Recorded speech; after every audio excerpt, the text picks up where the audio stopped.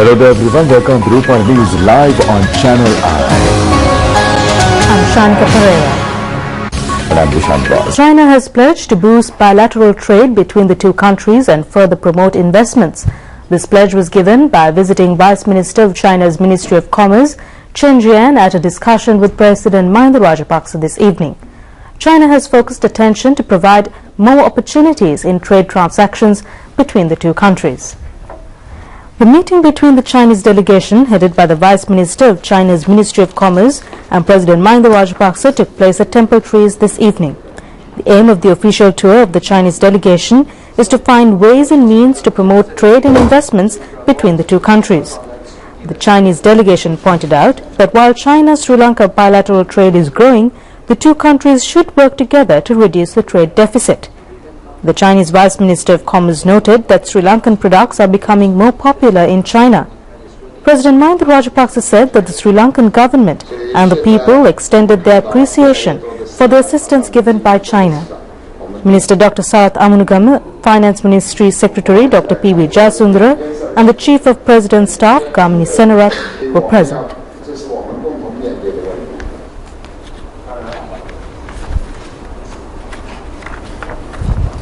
Thank you very much, Mr. President.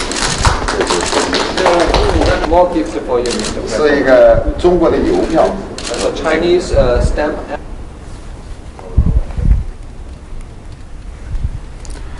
Four bills were passed in the parliament today amidst obstructions of opposition members.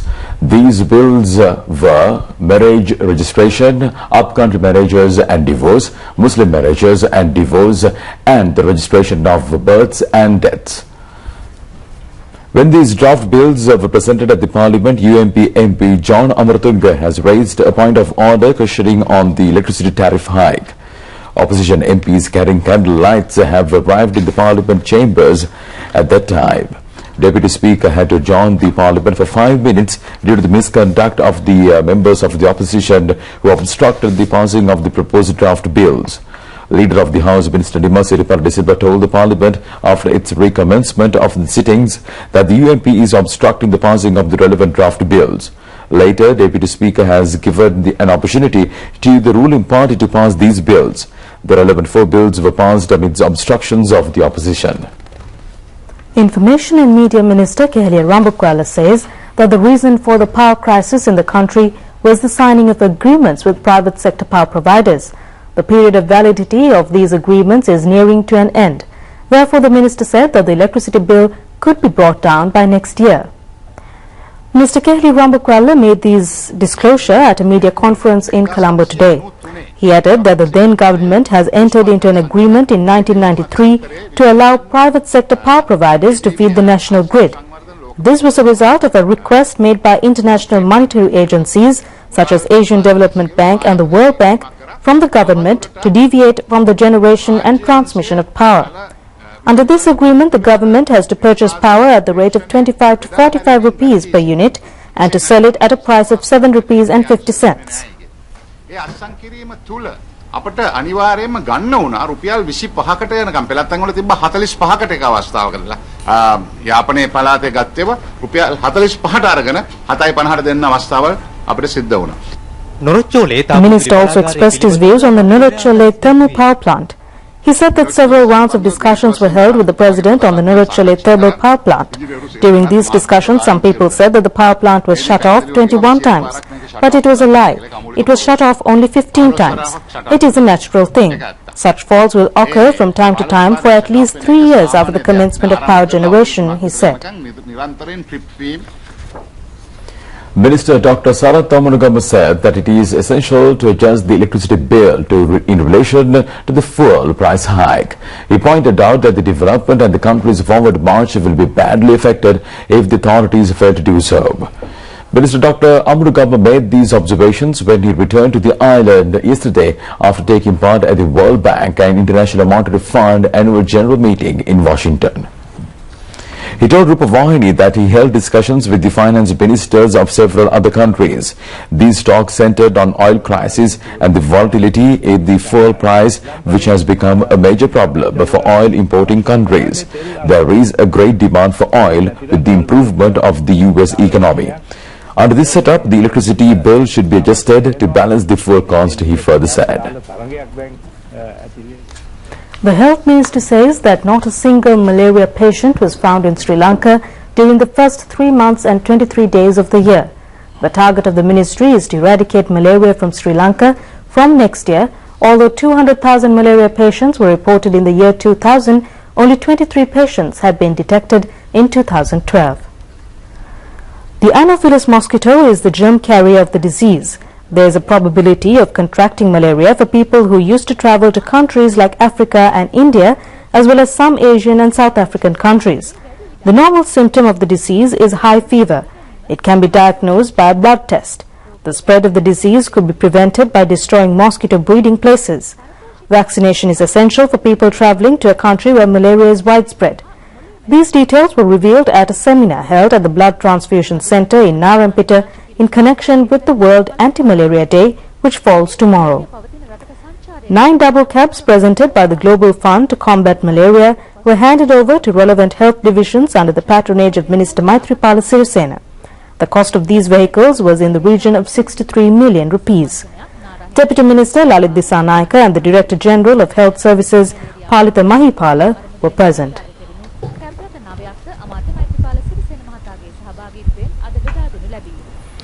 The government decides to revise the speed limits for all vehicles due to the rapid development of the country's road network. According to the existing motor traffic law, the maximum speed for any vehicle on roads in the urban area is 50 km per hour and 40 km per hour for motorcycles and three-wheelers. The maximum approved speed for light private vehicles and the motorcycles on roads outside the city is 70 km per hour, and for heavy vehicles including lorries and buses is 60 km per hour. A massive development has taken place in the road network countrywide under the Mahinda Chintana program. Therefore, the existing speed limits are not sufficient. The Commissioner General of Motor Traffic, S.H. Harishchandra, said that a decision has been taken to increase the speed limits under these circumstances. He added that there is a need for opinion to increase the speed limits due to the better condition of the roads. Large amount of vehicles are brand new. Therefore, it is essential to reconsider the speed limits, but the ministry is yet to take a decision on the matter. The third stage of experiments on parts of meteors fallen into a paddy field in Aralaganville area in Polonnaruwa have been launched. Professor Chandra Wickramasinghe and a group of scientists are conducting these experiments.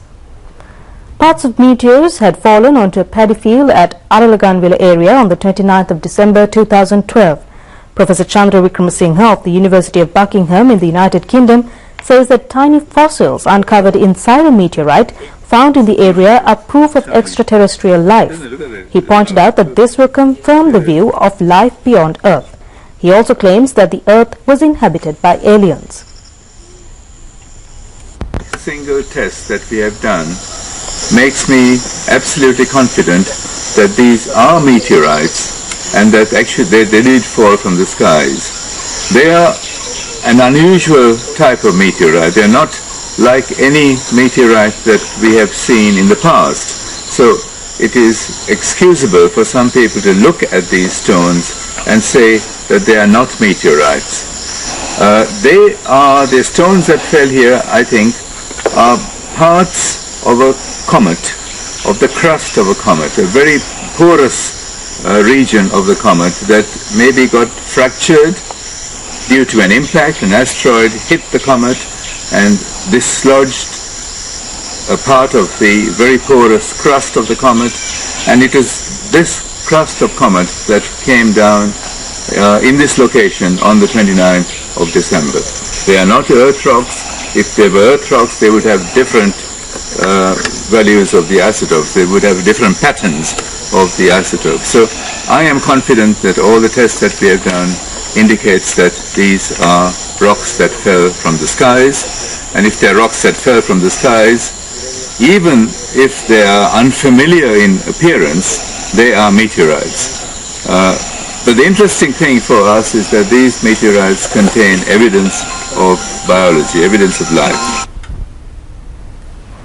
Rejecting this view, Peradeniya University says that they invite scholars of the Buckingham University to clear their doubts from these experiments. Vice-Chancellor of the Peradeniya University, Professor Athula Senaratne, said that the rock fragments fallen onto a paddy field in Aralaganvilla were not meteors. Vice-Chancellor of the Peradeniya University, Professor Athula Senaratne, said that these rock fragments are from Aralaganvilla area. It contains paddy particles. It is similar to paddy cultivated in the area. The burnt rock fragment contained roots as well as parts of burnt roots in the area. Therefore, he said that they are ready to discuss with Professor Chandra Wickramasinghe on this experiment and to clear their doubts. Meanwhile, the Associated Press has said its Twitter account has been hacked. After the posting of a bogus post about the explosions at the White House, the news agency's account was suspended and it advised all tweets should be ignored until further notice. The false message said that the two explosions in the White House and Barack Obama is injured. U.S. markets were spooked by the tweet. The Dow Jones Industrial Average dropped 150 points as it was retweeted.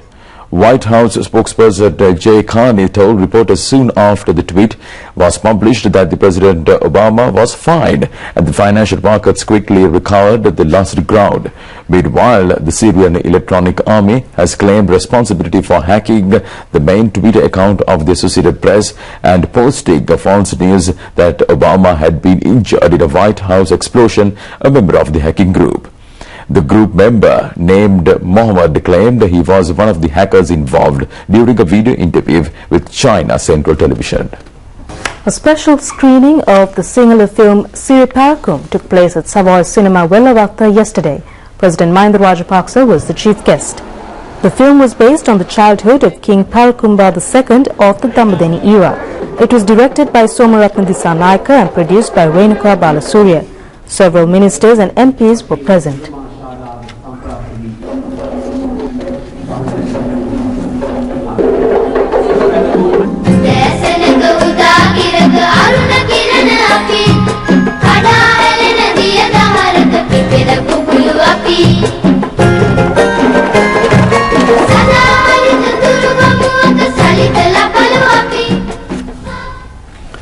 Meanwhile, a parliamentary delegation led by the representatives of the Council Speaker Khalifa bin Ahmed Al Darani arrived in Sri Lanka on an official visit that will last till the 27th of April. The delegation comprises of the head of the public amenities and the environment, MP Hazard Al Duzairi, member of the Parliamentary Friendship Committee, MP Hazard Bukawaz, and the member of the Services Committee, MP Jawad Buhazard. The Bahrain Speaker held talks with the Sri Lanka Parliament Speaker Chamal Rajapaksa. The Bahrain Parliament delegation is set to meet the Sri Lanka President as well as the Minister of Foreign Empowerment, Promotion and Welfare, Dilan Pereira. The delegation is expected to hold talks with the Bahrain Sri Lankan Friendship Committee as well.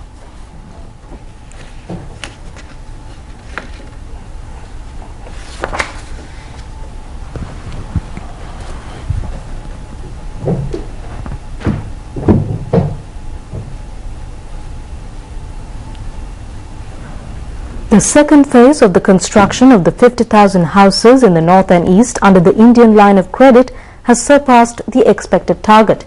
The project is being implemented jointly by the two governments for the benefit of the resettled people. The first phase of the project began last year. It was scheduled to provide financial assistance for 10,000 families under the second phase by the 31st of March this year. But by that date, 15,600 families had already received financial aid amounting to 2.28 billion rupees. The project is to be expanded to the eastern province following the progress review in the northern province. The steering committee under the chairmanship of Minister Basil Rajapaksa and Indian High Commission in Sri Lanka, Ashok K. Kantha, is monitoring the progress of the project. Indian High Commission says that 43,000 houses are expected to be completed under the second phase of the project. Meanwhile, a conference on the role of media in conflict resolution and peace building was inaugurated today in Colombo. The conference will run from the 27th of April to the 27th. The conference is organized by the Ministry of Mass Media and Information in collaboration with the SARC Information Center. Around 30 media personnel and the government officers from the SARC countries are taking part at this conference. 3 participants are accommodated from each member country. Limitations of media in conflict prevention. Can media be a vehicle for preventing armed conflicts are some of the topics that will be discussed at this conference. Dr. Gary Rambukpala, Minister of Media and Information, Dr. Charita Herath, Secretary to the Ministry of Mass Media Information, were also present at the occasion. Meanwhile, the fully fledged tourism and the hotel management institution built in Kundasale, Kandy is to be declared open next month. The total cost of the project is in the region of 650 million rupees. The Economic Development Ministry implements this project with the aim of boosting tourism industry. The newly built institution has several facilities including auditorium, classrooms, libraries, computer labs, open-air theatres and a kitchen with modern facilities for the training of students. It has facilities to train around 500 students annually. It has been planned to start several courses including restaurant service, hotel housekeeping, hotel cookery, hospitality services. Special attention will be paid on using cultural features identical for the upcountry in the tourism sector. The centre will be opened on the 15th of next month. Sri Lanka has received a gold and silver medal in the 41st International New Inventors Contest. Both medals have been won by Manju Gunawardena. The New Inventors exhibition and the contest was held in Geneva in Switzerland. 41 countries participated in this year's New Inventors Contest and more than 600 new inventions were presented. The contests were held under 13 segments including educational, equipment, medical, power, conservation, machinery and agriculture. Both presentations made by Manju Gunawardena of Sri Lanka were highly appreciated at the exhibition. He made his presentation under power and medical categories using nanotechnology. The gold medal was received for the special nanotechnology CFL bulb he presented instead of the CFL bulb used normally. The silver medal was received for his invention for prevention of epidemic diseases.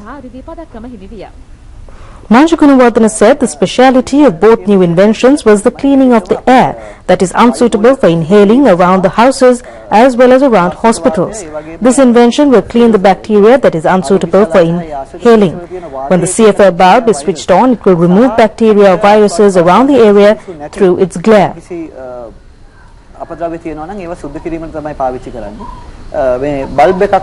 අපි නිර්මාණය කරලා තියෙනවා මේක සාමාන්‍ය CFL bulb එකක් විදියමයි නමුත් මේකේ තියෙන විශේෂත්වය මෙම බල්බය දල්වනකොට කාමරය ඇතුලේ තියෙන යම්කිසි දුගඳක් හෝ බැක්ටීරියා හෝ වෛරස් තියෙනවා නම් ඒවා සම්පූර්ණයෙන් ඉවත් වෙලා යනවා. No chemical products have been used for the production of this air conditioner which can destroy bacteria and viruses. A special agreement has also been reached with the Indian Railways Department to remove the heavy bad smell prevailing around Indian railway stations using the new nanotechnology CFL bulb. Manju Gunawardena is an old boy of Colombo Mahanama and Royal Colleges. Dr. Kapila Surarachi has received 4 awards at the World First International Video and Cinema Awards Festival held in Houston in the United States. He was presented with these awards for the advertisements created on the health service. Kapila Surarachi is a doctor, cum cinema director. His entry to the Video and Cinema Awards Festival on Accidents was judged the best cinema and video creation for the 2nd time in succession. The Video on Accidents received the Special Jury Award, Remy Platinum, Remy Gold and Remy Bronze Awards at the festival. Dr. Kapila Surarachi returned to the island this morning after attending the festival in the US. Minister Maithripala Sirisena and officials warmly greeted him at the Kadranak airport. Sri Lankans will receive an opportunity to witness a partial lunar eclipse tomorrow.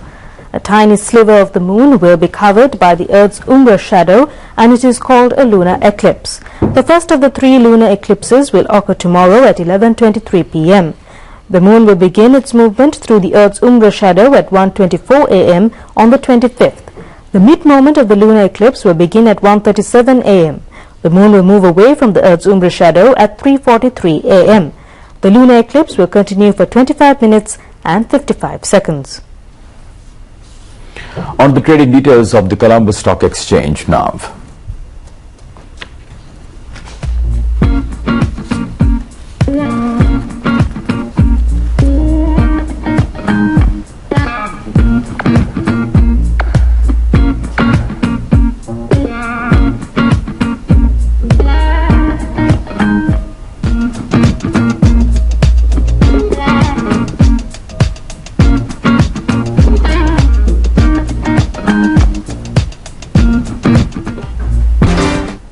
A very good evening and welcome to the sports news with me, Javed Bongzo.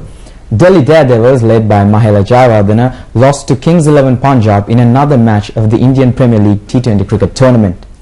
Delhi Daredevils has failed to qualify for the Super Round as they have lost 7 out of 8 matches played so far. Delhi Daredevils batting first scored 120 runs for the loss of 7 wickets in 20 overs. David Warner top scored with 40 while Virendra Sehwag chipped in with 23. Harmeet Singh took 3 wickets for 24. Praveen Kumar claimed 2 for 29.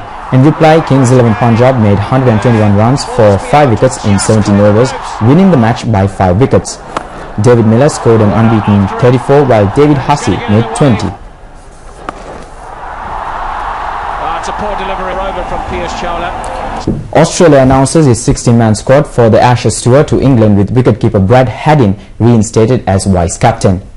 Veteran wicketkeeper Brad Haddin, who had been dumped last year, and top-order batsman Chris Rogers, who had played just 1 test in 2008, were named in a 16-man squad for the first of back-to-back Ashes series against England. Matthew Wade was promoted instead and had seemingly sealed the berth for the long term as the selectors looked to focus on younger players in an effort to regain the Ashes.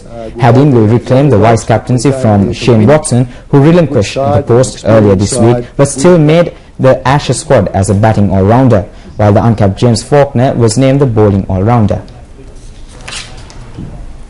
Brazilian President Dilma Rousseff helped to unveil an instrument designed for captain soccer enthusiasts in capital city Brasilia ahead of her country's hosting of both the Confederation Cup and World Cup tournaments. The yellow and green percussion instrument on Cacerola, as it has been named, produces a rattling sound considerably kinder on the ear than the vuvuzela horn made popular during the 2010 World Cup in South Africa. Shortly after the 2010 tournament, the vuvuzela was banned in European competitions by European soccer governing body UEFA, stating that the controversial horn drowned out supporters and detracted from the emotion of the game. That's all stories we have at the moment. Do join us once again tomorrow at the same time to take a look at the very best on the world of news. Have a good night. Good night.